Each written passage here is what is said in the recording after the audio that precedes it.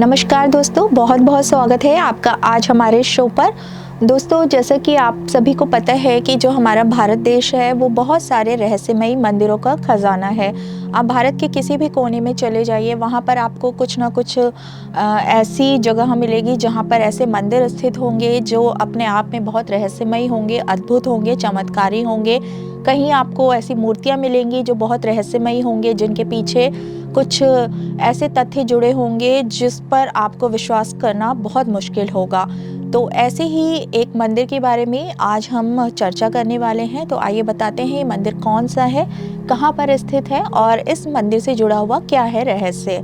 तो दोस्तों, आज जिस मंदिर के बारे में हम बात कर रहे हैं, इस मंदिर का नाम है देव सूर्य मंदिर।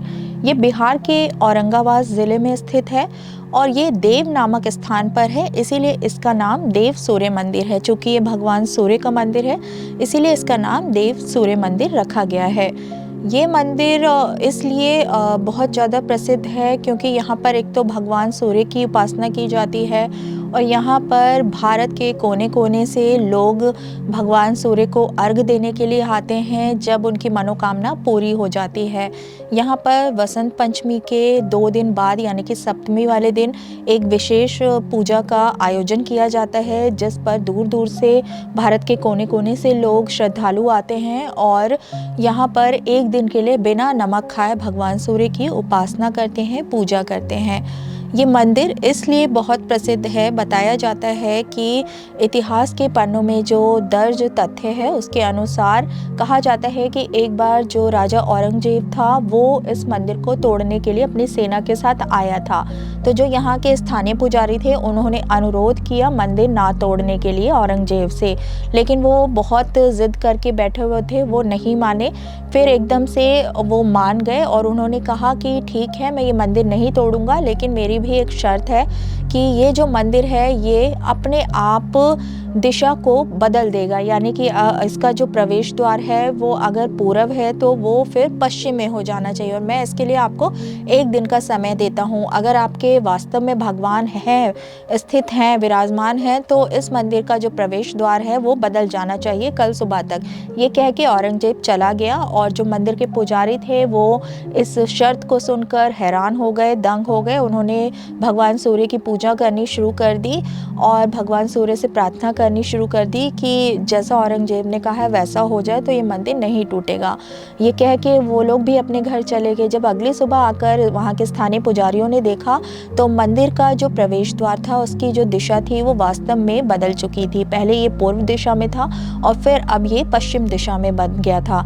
तो इसलिए भी ये मंदिर प्रसिद्ध है क्योंकि ये ऐसा इकलौता मंदिर है जिसने अपने आप दिशा को बदल दिया था।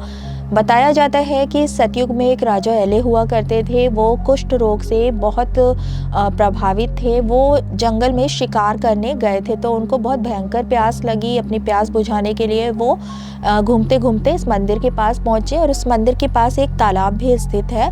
उन्होंने अपनी प्यास बुझाने के लिए इस तालाब से पानी पिया और इस तालाब में स्नान किया और उसके बाद तुरंत ही जो उनका कुष्ठ रोग था वो एकदम से ठीक हो गया। ये सोच के, देख के राजा भी हैरान हो गए, दंग हो गए और उसी दिन स्वप्न में भगवान सूर्य ने राजा को दर्शन दिए और कहा कि जिस तालाब का तुमने पानी पिया है, जिस तालाब में तुमने स्नान किया है, मैं वहीं पर स्थित हूँ।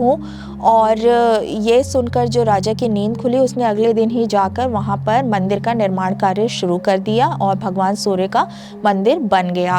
और उसी तालाब में भगवान शिव, ब्रह्मा और विष्णु जी की प्रतिमा निकली, जिसे निकालकर राजा ने उस मंदिर में स्थापित करवा दिया।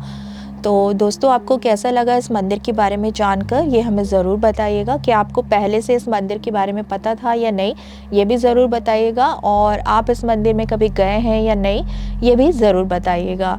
और अगर आपके पास कुछ ऐसे टॉपिक्स हैं जिसके बारे में आप जानना चाहते हैं तो हमें कमेंट में ज़रूर शेयर करिए।